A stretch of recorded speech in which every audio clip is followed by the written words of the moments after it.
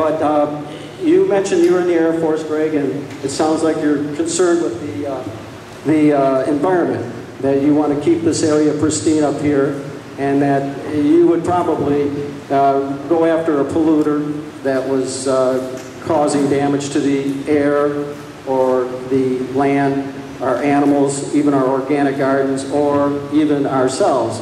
And so I ask you, I've been taking, since 1998, recording pictures of aerial spraying that's been going on in our skies over northern Michigan. This is Torch Lake in the spring.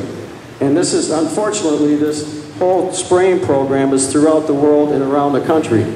And you as a meteorologist should, I would think, have knowledge of this program and be able to answer why we are being sprayed with aluminum and barium compounds that are highly toxic and are creating allergies, respiratory problems, and other problems with trees and plants, and also our organic gardens. Those top pictures there are from Las Vegas. I was in Las Vegas 2 years ago, and these are from a newspaper article because people came chronically ill with flu-like symptoms. Now this is going on, and you were a meteorologist on TV for years, and there's a meteorologist out in the West who used satellite photos of these to do weather reporting. Now, I asked you about 4 years ago about these, and you told me they were contrails, and I know from research with the military Air Force gentlemen that contrails occur between 30 and 35,000 feet. These are low-flying altitude planes spraying us with chemicals. Now, what would you do to correct that going on in our state and around the country? But this is affecting everything, and it's got to be exposed. This is already 12 years that I've been following. Okay, let's answer the first question. As far as low-level clouds, the pictures that you have there, they're thin, wispy clouds. Because they're ice crystals, they're high level. Forecasting for the Air Force and the bombing missions and all the aircraft that are out there, I'll just make it simple. There is a calculation and a formula that we have to use based on the materials that are in the aircraft, which is fuel. When it runs into an area that is higher in humidity, you're going to see a contrail, a jet exhaust. No different than the car exhaust. Sometimes you'll see it on cold days. You're going to see it all the time. So he's touched on a subject that it does seem to be growing across the nation. The jet stream moves at anywhere between 35 to 150 miles an hour. So if you see these clouds overhead, the jet stream is going to be carrying them farther off. I haven't found any evidence from the aviation side to prove that there are other chemicals that they're putting out other than the exhaust themselves. I can't do anything personally as a state representative locally. However, we can definitely challenge the federal side, even the military, and ask them to produce materials of which they built the aircraft, what is in the engine, what is in the composition of the fuel, which is normally jet fuel, and then what is the exit going to be? In other words, what type of byproduct is coming out of those engines? That's where I would go with it. Now, I'm going to let you, we'll let you do a response, but I have to say, please make it quick because there's other questions. Well, the Blue Angels used their fuel to make those streams when they were here in town last year. The Obama administration last year said that we have to be doing these high aerial and these aerial spraying programs for climate control, which they've been doing them for years. And I'm just concerned about the chemicals that they're putting in the air, and it's causing a lot of problems, and it's affecting our food supply, and it's also affecting the farmers because they're using this for weather modification. And I think that in your position, you should have probably exposed this on the TV like Scott Stevens did out in the Midwest. I don't have any scientific proof or evidence to show that it is impacting. It's anecdotal. If I had scientific proof, which is what our government needs to do as well, the DEQ and the DNR, I want to see scientific proof before I move forward on something. If it's anecdotal and there's nothing left there, I can't act on it. I have to see the proof, and it has to be from a third party. Now, you are right.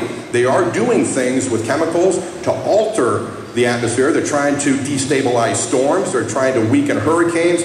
That is their testing. What they're using for chemicals, I don't know. In my time in the military, it was mainly spent in aviation trying to keep the pilots safe during their bombing missions and for the NASA Space Shuttle mission. Once I got into broadcasting, my job was to protect you and the rest of the people and the farmers on impending weather, natural type phenomena. We've got icing, we've got frost, things like that was where my main concern was at that time.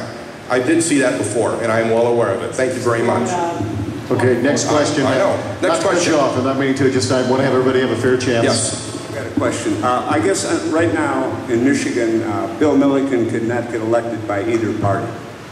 Partisan politics. California recently passed Proposition 14, which eliminated all partisan elections. The top two face the final election, no matter whether they're a Democrat or a Republican. 70% of the seats in Michigan already decided. I admire this Democrat, but he knows he doesn't have a chance up here. And the same thing in Detroit. A Republican doesn't have a chance. So would you support this proposal in Michigan? I think because of the way our government has been run and the way it's been going downhill because of partisan politics, I would love to see them go away completely with the party designation, and we run on a platform of common sense, what we truly believe in. Because if you take away all of the designations here, all of them had good ideas. Some of them may take a different approach to it, but we do have good Democrats. We do have far-left Democrats. We have great Republicans. We have far-right Republicans. But it's what's inside that really matters. Yeah, I would love to be able to run on a platform where you don't have to worry about Republican or Democrat. You're actually voting for the person and what they stand for. So I'd be for it. It would definitely make our government better. Yes?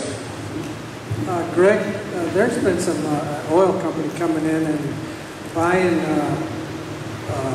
or paying people that own the property like 40 acres, 80 acres. And they're going to be drilling for oil. And what they want is something after 7,000 to 9,000 feet. And what they're doing is they're mailing out to the customer or to the homeowners. And I just wondered, do you have any information on what's going on? And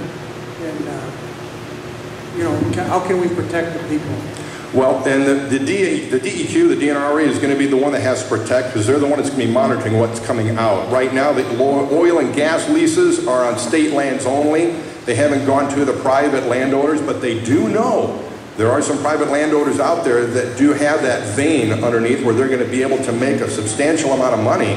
However, they're going to need at least protection from a gas and oil lawyer to protect their rights, and the DEQ or the DNRE now, they need to protect us, not the gas and oil folks that are doing it. So it's going to have to be up, I don't want to say buyers beware, but the landowner is going to have to be very sharp and say, we need to make sure we get legal help.